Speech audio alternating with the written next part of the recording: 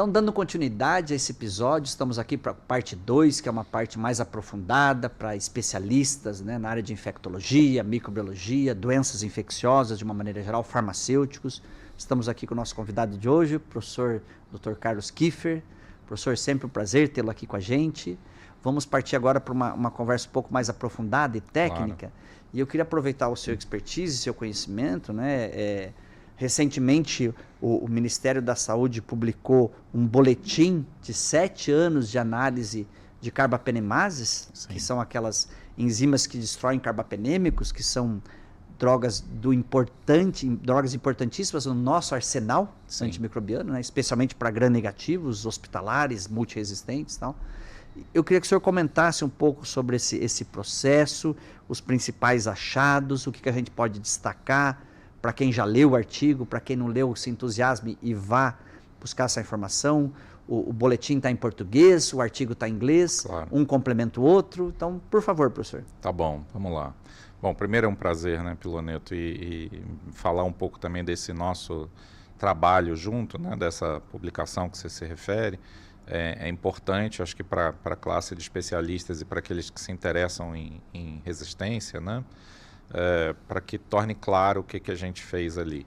Então, a primeira coisa que eu gosto de dizer é contextualizar o problema, né? Então, é importante que a gente diga que a gente trabalhou com o que eu costumo chamar de uma parte do iceberg, né? Uma ponta desse iceberg da resistência, Exato. né? Então, a resistência a antimicrobianos, ela tem uma parte que é muito visível para a gente, que são os dados que a gente obtém ali no dia a dia dos hospitais, por exemplo, e a gente vê as características de resistência de uma infecção hospitalar. Sim. E quando a gente encontra nesse hospital uma resistência que seja por algum motivo atípica ou alarmante ou que nos chame a atenção, a gente normalmente pega naquele hospital essa bactéria e envia para um laboratório de saúde pública. Laboratório de referência. Laboratório de referência. Os LACENS, no caso do Brasil. No caso do Brasil, os LACENS, que são 27, você me corrija se eu estiver errado, são 27 LACENS. O LACEN do Paraná é um dos grandes LACENs que a gente tem, porque ele não só funciona para o estado, mas ele é referência para uma série de outros estados, né? 9 ou 10 estados da federação. São 9 ou 10 estados dentro do projeto Vigiram. Isso. E 5 estados dentro da subrede RM. Dentro da subrede. Então, vocês acabam recebendo aqui uma parte significativa dessas amostras, Sim. que são amostras que chamaram a atenção de alguém lá na ponta, no dia a dia de um hospital. Estão num nível de resistência maior. Então, nós trabalhamos com esse nível de resistência maior. Então, por isso é que eu chamo de ponta do iceberg. Né? Então, esses dados, que foram os dados que nós extraímos, são os dados que a gente conhece do GAL, todos nós em hospitais, né? Quem trabalha na área de laboratório, hospital sabe, quem trabalha com hospital terciário sabe. Então, quando você envia uma amostra para um laboratório de referência, você registra essa amostra lá no GAL. Então, nós extraímos, né, junto com esse projeto que nós participamos, que é o projeto do Ministério da Saúde, o CK 2104, patrocinado pelo CDC, nós extraímos os dados do GAL e nós analisamos dentro da base GAL, que é uma base gigante, o subgrupo das enterobactérias e das pseudomonas e acinetobacter para todos aqueles LACENs que tinham testado de alguma forma as carbapenemases. E aí tinham ali uma série de carbapenemases testadas e nós analisamos algumas delas. Claro, não vou entrar em todos os detalhes aqui, mas a gente analisou algumas delas e a gente chegou a algumas conclusões importantes ali. Eu posso realçar 3 ou 4 que eu considero muito importantes. A primeira delas que a gente viu foi da tal da NDM, então a nil-deli-metalobeta-lactamase ou metalo-beta-lactamase. E a gente acreditava que ela não ia decolar, né, professor? Mas ela está aumentando. Mas ela está decolando. Infelizmente, ela está aumentando. E ela está se tornando, sim, um problema relevante já em algumas regiões mais do que outras, mas ela está se tornando um problema relevante. Então, a gente notou, ao longo desses anos de estudo, um aumento, não vou lembrar dos percentuais exatos, mas no início um aumento era importante 2%, 1,5%, e no final do estudo era 14%, 14%, exatamente. de detecção. Então, com uma curva de tendência, obviamente aplicando modelos de regressão linear para saber se essa curva de tendência era verdadeira, mas a gente detectou com um nível de significância importante uma curva de tendência de ascensão. E uma aceleração após a pandemia de Covid. Aqui a curva vinha em acréscimo, 18, 19, e aí ela 20, subiu mais, 21 subiu mais ainda, né? Após a pandemia de Covid. Então, mostrando que ali havia, de fato, um fenômeno de aumento de detecção de NDM. É importante a gente falar para os especialistas que esse aumento de detecção de NDM não quer dizer necessariamente um aumento da prevalência em todos os locais. Exato. Que esse estudo, o GAL não vê prevalência. Então é importante que isso seja dito. Porque ele não tem o denominador completo, né, professor? Ele não tem a base toda do iceberg, só tem o ápice. Então ele mostra um aumento, então é de fato um aumento de detecção, provavelmente associado a um aumento de prevalência. Se esse aumento de prevalência é disseminado no país ou é localizado, isso a gente não tem como saber. Enxergar. Embora as amostras sejam do país todo. Nós tínhamos dos 5 mil e tantos municípios, nós tínhamos amostras de 2.500 a 3.000 municípios. É bem representativo. É bem representativo. São mais de 80 mil isolados, mais de 80 mil isolados, 7 anos. Então, sim, é representativo do país. Embora ele seja um indicativo de um aumento de prevalência. Não sabemos dizer se generalizado ou localizado. Exato. Tá? Eu acho que para o colega que está nos assistindo, né, especialista, seja da área médica ou da área de microbiologia, de laboratório, digamos assim, o impacto que tem essa NDM aumentando, né, professor?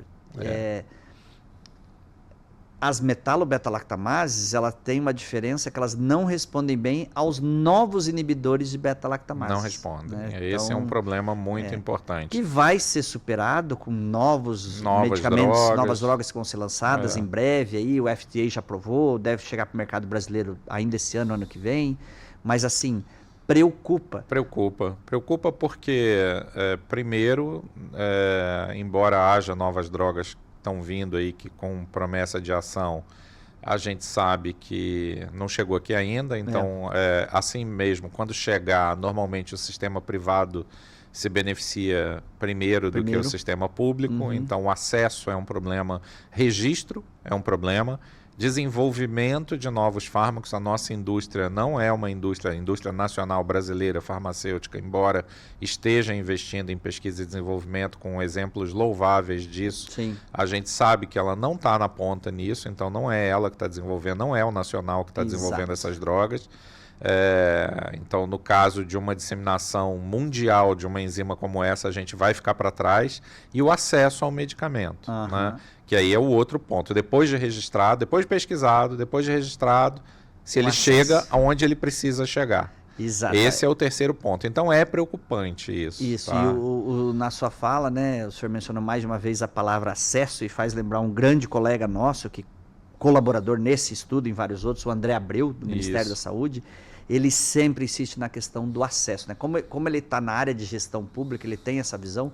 Espero que ele venha logo aqui no podcast conversar com a gente bom também. Que você traga, vamos trazê-lo, já tem até uma agenda prévia aí, porque ele fala, pelo menos não basta ter a droga, a população tem que ter acesso. Tem que ter acesso. E nessas novas drogas antimicrobianas, beta-lactâmicos antigos, com novos inibidores de beta-lactamase, essa questão do acesso é muito crítica, né? Muito crítica. Então, dentro do mundo ideal, o que a gente vê assim? Que para situações específicas, onde houvesse uma indicação clínica baseada em evidência, seguindo o protocolo, etc., a população tivesse um acesso maior a esse antimicrobiano, claro, como é em algumas outras doenças de interesse de saúde pública, como HIV, como a tuberculose, o HCV, na hepatite C, que você tem acesso a drogas de alto custo, a população em geral, desde que você preencha um protocolo e se qualifique para receber aquele tratamento. Exatamente. Então o acesso é um problema crítico para a gente. Sim, com certeza. Então a NDM foi uma das conclusões desse estudo. A outra conclusão, a gente encontrou um nível alto de detecção de KPC e mais ou menos constante ao longo do tempo. A gente não notou nenhum aumento, nenhuma diminuição. Mas ele foi alto e constante. E isso, desculpa eu interromper o senhor, mas é uma característica muito importante nas multiresistentes, né? Exato. Surge uma enzima, como a NDM, ela vai aumentando, mas não necessariamente às custas da diminuição das outras. Não. É mais uma. e mais. Então, a KPC, por outro lado, ela já em níveis bem mais altos, mas constantes. Então, sem demonstrar ali um padrão nem de aumento, nem de diminuição, mas constante. A gente viu uma redução das SPMs nas pseudomonas, que era curioso, mas era uma percepção que todos nós já tínhamos na prática. Do dia a dia, né? Do dia a dia, parecia que estava diminuindo, mas Exato. A gente numericamente não tinha conseguido comprovar isso ainda, então a gente comprovou isso, eu acho que isso é relevante. Então, mostrando também que as nossas pseudomonas, elas têm outros problemas hoje em dia que não as SPMs. E de novo, né, professor? Diminuiu uma enzima, mas aumentou várias outras. KPC, NDM, INP, VIN, quase todas as outras. Então, eu falei, eu acho que esses 3 achados são 3 achados relevantes. Né? Eu acho que tem um outro achado ali, professor, que é uma área que eu trabalho bastante, tenho um certo carinho pelo Acinetobacter. Ah, sim. Porque o Acinetobacter está estável. Ai, que bom, uma notícia boa, o Acinetobacter está estável. Não, mas está estável com uma taxa de mais de 90% de detecção. Está estável alto. Lá em cima. Lá em cima. Então, talvez não tenha nem para onde crescer. Não tem mais para onde piorar. Então, assim, também preocupante. Também preocupante. E até porque o Acinetobacter, classicamente, a enzima OXA23 não responde bem às novas drogas de beta-lactamase, beta-lactamase com inibidor de beta-lactamase. Tem aí uma droga nova que já está no mercado internacional há alguns anos, né, o Cefderocol, que é uma nova cefalosporina, e ela tem um mecanismo de ação de sideróforo, que é bem interessante, mas que ainda não está disponível no Brasil. Não está disponível. Então, volta ao problema do acesso. Volta ao problema do acesso. Então, isso eu acho que é um aprendizado desse estudo. Quando a gente faz estudo, eu, pelo menos, tenho interesse em fazer.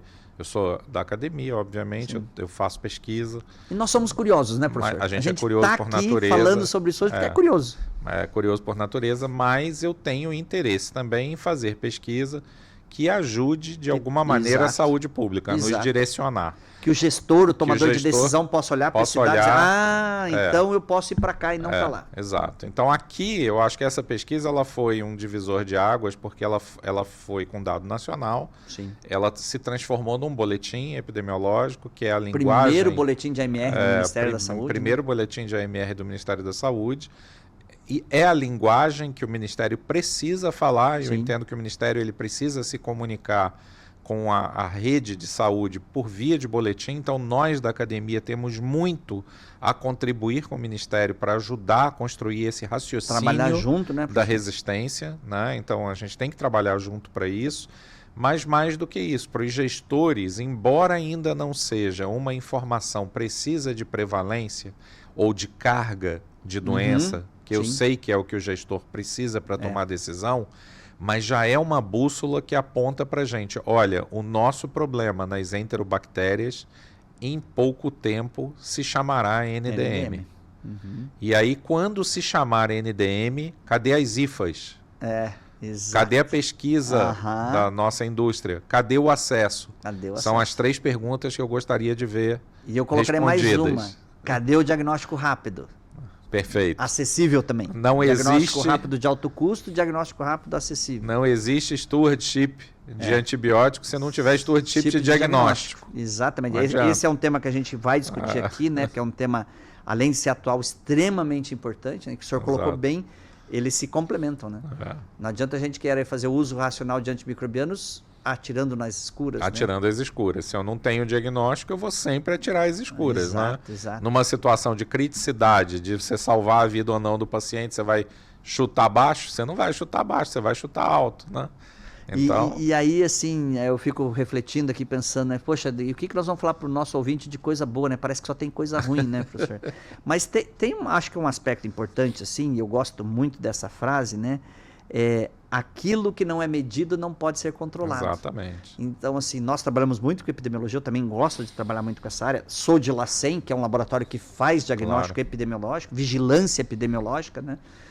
Houve até um determinado momento que o Ministério da Saúde incorporou o tema vigilância laboratorial, que eu acho muito adequado, né? Sim. Tem a vigilância em saúde, que é a vigilância sanitária, a vigilância epidemiológica, a vigilância ambiental e a vigilância laboratorial. Exatamente. Então, dentro desse contexto, é o que a gente faz no dia a dia, e esse trabalho mostrou muito, né? A importância da vigilância laboratorial. Mostrou muito a importância dessa vigilância laboratorial e mostrou muito o caminho pelo qual nós que queremos construir um programa nacional efetivo de vigilância de resistência, temos que seguir. Que eu costumava dizer que era um sonho, professor. Agora eu mudei o discurso, é uma meta. É uma meta. Né? Sonho é uma coisa muito distante. Sonho é 2050, né? É uma meta. Vamos colocar assim, é uma meta que acho que todas as pessoas que estão preocupadas, que estudam isso, que conhecem esse problema, sabem da importância da gente evoluir para isso, né? Temos que partir para isso. Eu acho que esse estudo e a geração do boletim mostrou para a gente um caminho possível. Isso. Então a notícia boa, eu acho que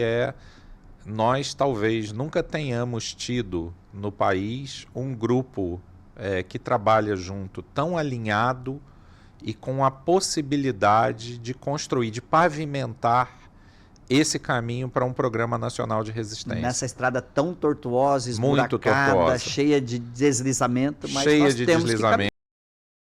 Informações, com níveis de informações que são muito são mais de 7 LACENs, né, por estado, são inúmeras referências de estado diferente entre esses LACENs, mas no final nós temos a informação. Sim. Nós temos o dado. Então isso é uma parte importante.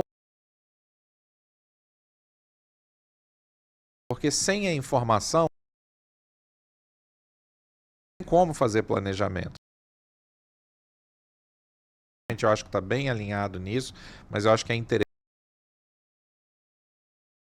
Como a resistência transversal. Super. Ela é um problema, afeta diferentes os micobactérias, até vírus.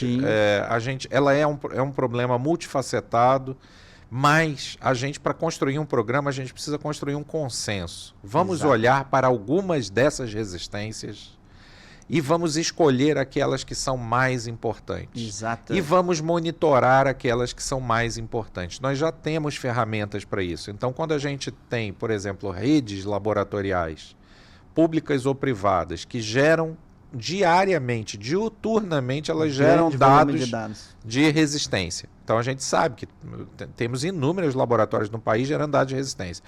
Pode ter a crítica que fora isso, a qualidade do dado em alguns é boa, em alguns é ruim, não interessa.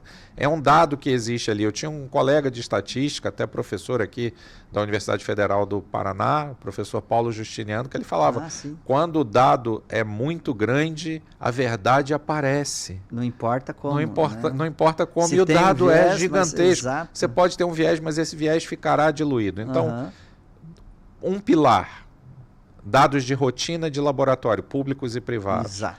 Outro pilar, que nós acabamos de falar sobre ele, dados de tipagem dessa resistência, GAL. Nós temos esse dado. Já está sistematizado. Outro pilar, quantificação, que nós começamos a falar no bloco anterior, quantificação de carga de doença e de resistência dentro da doença. Que é um dado que tem disponível. Que é um dado que tem disponível, mas que a gente precisa criar modelos robustos sobre isso. Nós estamos trabalhando lá no nosso grupo para isso. E, possivelmente, nos próximos passos, os cortes transversais ou surveys, né, que servem para fazer uma fotografia do momento. Naquele momento, naquele instante. Como eu estava dizendo até, um exemplo para isso é o que o IBGE faz com o censo do país. Não é? Então a gente faz um censo a cada 10 anos e no período intercensos a gente estima o que está acontecendo. Exato. A gente não deixa de ter uma informação. Para dar uma dinâmica maior. Para dar uma dinâmica maior à informação. Então eu acho que com esses 4 pilares, e a gente está próximo de conseguir isso aqui no Brasil, a gente vai ter a base para construir aquilo que é o caminho, a estrada para um dia ter um programa. Então, com certeza. É o que você falou, o programa é a meta. A gente começou já a fazer isso, eu fico muito feliz por isso. Que bom, que bom. Vamos pôr muitos tijolos nessa pavimentação tem muito caminho aí. Ainda, tem muita estrada. Primeiro pode ser de paralelepípedo, depois a gente asfalta, depois coloca padrão internacional. Não faz mal. Então, às vezes o ótimo é inimigo do bom. Exato. Né? Então, e eu queria aí, já nos aproximando do final do programa, convidar você, né, claro, para que a gente faça uma troca aí, primeiro eu queria começar para conhecer um pouco mais sobre a pessoa Carlos Kiefer, né? Deixar o doutor, o professor, o senhor de lado e entender e fazer um frente a frente. Né? Como o pessoal dizer, frente a frente com o planeta. Vamos lá. Kiefer, conte para nós assim, da onde que veio a ideia de você fazer medicina, depois como é que surgiu a ideia de você fazer uma residência na área de infectologia e como se desenvolveu a sua carreira? Olha, assim, eu acho que a ideia de fazer medicina, talvez o meu caminho seja muito clássico. Meu pai era médico, era o único médico da família até então, né? Foi a primeira geração da família que fez faculdade, né? Meus avós não tiveram formação universitária, muito menos, mas para trás, né? Mas meu pai fez medicina e eu admirava muito meu pai, tinha uma relação muito próxima com ele. E eu achava que eu ia fazer medicina e mais do que isso, meu pai era psiquiatra e psicanalista. Eu achava que eu ia fazer psiquiatria. Mas quando eu cheguei na faculdade, eu me apaixonei pela infectologia. Os micro-organismos são apaixonantes. E aí não teve jeito. Não tem como. E aí os meus professores de psiquiatria falaram, nossa, acabamos de perder um psiquiatra. Eu falei, sinto muito, mas perderam para infectologia. Que bom, professor. Ganhamos um excelente infectologista. Então, eu acho que o meu caminho foi esse. Mas, assim, se falar, reduzir tudo isso à presença do meu pai, não sei. Eu, desde muito pequeno, eu queria ser médico. Eu me lembro de miudinho, talvez 3, 4 anos de idade, já falar que eu queria ser médico, andar com uma pastinha carregando do meu lado. Tem alguma coisa dentro da gente que leva, né, para esses caminhos. Tem alguma coisa dentro da gente. E eu acho que o caminho, a escolha pela infectologia, ela se deu ao longo da graduação. Eu me formei, né? Eu entrei na faculdade na década de 80, em 86, para ser mais exato, me formei em 91, fui aluno do professor Walter Tavares. Nossa, grande. Então eu tive um contato muito próximo com o professor Walter Tavares. Acho que ele me influenciou muito, não só ele, né? Outros professores eu sou da Federal Fluminense, me influenciaram demais, né? Na minha formação, na minha carreira. E como é que o senhor foi parar em São Paulo, né? Se formou na Federal Fluminense? Aí já era uma ideia. Eu acho que eu era um garoto da praia típico, né? De Niterói. Não tinha muito motivo para sair de lá, achava que eu ia ficar por lá. Mas eu fui conhecendo o caminho da pesquisa ao longo da faculdade. Se eu falar para você que eu já entrei na faculdade de medicina pensando em me tornar pesquisador, não é verdade. Eu achava que eu ia ser médico. Eu não sabia exatamente o que era ser pesquisador. E aí eu comecei na faculdade a fazer monitoria, iniciação científica, provar desse mundo, né? E aí tive uma professora de iniciação científica, que foi a doutora Solange Artimós, pesquisadora da Fiocruz também, que foi uma grande professora, uma grande mentora. E quando eu me envolvi com a pesquisa em infectologia, o professor Walter e a professora Solange falavam, olha, infectologia no país é São Paulo, você precisa ir. E eles ainda falavam para o Instituto de Infectologia Emílio Ribas, falavam da USP também, falavam um pouco da Unifesp, embora a Unifesp tenha uma trajetória particular dentro da infectologia, que eu posso falar depois, mas eles falavam muito do Emílio Ribas. E aí não teve dúvida, eu fui para São Paulo e fui para o Emílio Ribas. Fazer residência. E aí fiz residência, e aí fiquei. Aí ficou. E lá se vão... Já se vão 32 anos. 32 anos. É interessante, né? Indo para 33, né? E aí agora, para quem quer conhecer, né, um pouco da sua trajetória mais recente, então, do Emílio Ribas, você terminou a residência? Eu passei por vários lugares, né? Eu tenho uma trajetória curiosa, não tradicional, né? Eu fui do Emílio Ribas por um bom tempo. No final do meu período no Emílio Ribas, eu fui para a USP, né? Então, eu fiquei alguns 10 anos na Universidade de São Paulo, onde eu fiz meu doutorado. Fui orientado pelo professor Roberto Focaccia, que eu adoro, uma pessoa que só também mentores, me mentorou. Né? Nível a mais. Muito bom. Lá eu conheci o professor Caio Mendes, que foi um grande amigo e mentor. Excelente microbiologista médico. Excelente microbiologista, e que me levou nessa época para o Fleury. E aí eu fiquei quase 10 anos dentro do Fleury. E no Fleury, curiosamente, eu me aproximei da Unifesp, do professor Pinhatari, que é meu amigo até hoje, meu mentor também. Antônio Carlos Pinhatari, com quem formador eu fui fazer de muitos líderes no Brasil.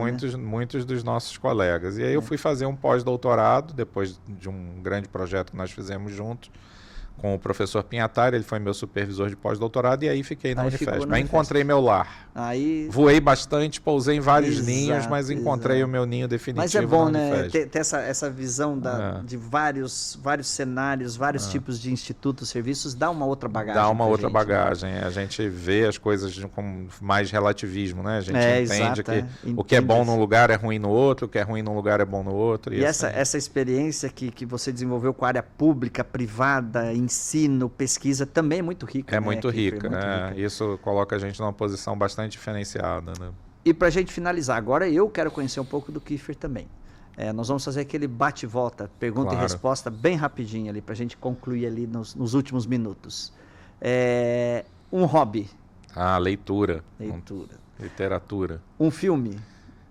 O mais recente que eu vi... eu adoro o Dublê de Corpo, do Brian De Palma. Sim, adoro o Brian De Palma, estou na fase Brian De Palma. Brian De Palma, tudo por ele é bom. Ótimo, excelente. E música, professor? A música todas. Todas? Adoro. Samba, frevo, tudo. Forró. Recentemente fui a Aracaju, dancei forró com minha mulher a noite inteira. Que legal. Uma personalidade. A personalidade, eu diria que assim, no nosso meio, eu fui muito influenciado pelo Walter Tavares. Walter Tavares, grande personalidade. Esse é o nosso convidado de hoje, professor Dr. Carlos Kiefer. Professor, um prazer. Passou o tempo voando aí, né? Sempre uma muito boa rápido. Conversa, passa rápido, né? Exato. Esperamos no futuro tê-lo de volta, já que o senhor mesmo disse que tem frequentemente visitado Curitiba, né? Isso, exato. Quem sabe a gente venha conversar aqui sobre farmacocinética, farmacodinâmica. Ótimo. Eu sei que é uma área que o senhor domina muito, né? E queria lhe agradecer pela honrosa presença aqui no nosso estúdio. Foi um prazer, muito agradável, e voltarei sim. A hora que você me convidar, eu estou de volta. E até breve. Até breve.